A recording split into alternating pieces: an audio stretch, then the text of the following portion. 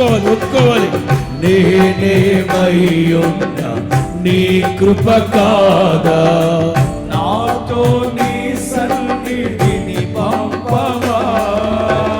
ప్రతికూలతలు శృతి మిల్చినను, సంధ్యాకాంతులు నిదురిల్చినను, తొలి వెలుగు నీవై ఉదయించి నాపై నడిపించిన నీవయ్యా.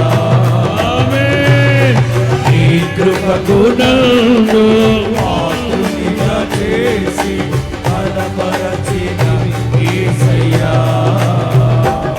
అందరు జీవ ప్రదాతవు నన్ను రూపిల్చిన శిల్పివి నీవే ప్రభు.